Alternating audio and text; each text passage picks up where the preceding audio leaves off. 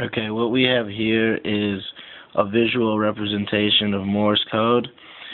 Up here is the program to the right, and then the terminal is on the left. And what this does is we will type in a sequence of numbers, and the LED light right here will blink the corresponding Morse code for that number. So let's test it out here. If we bring the circuit board up, we can sort of see what's going on. So let's press enter,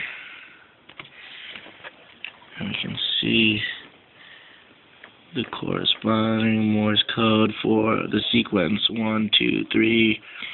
It's 2, 3. Now space in between. 4, 5, 6, space, 7, 8,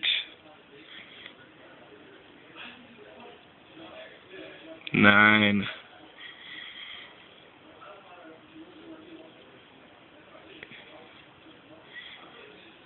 and 0. Thanks, that's it.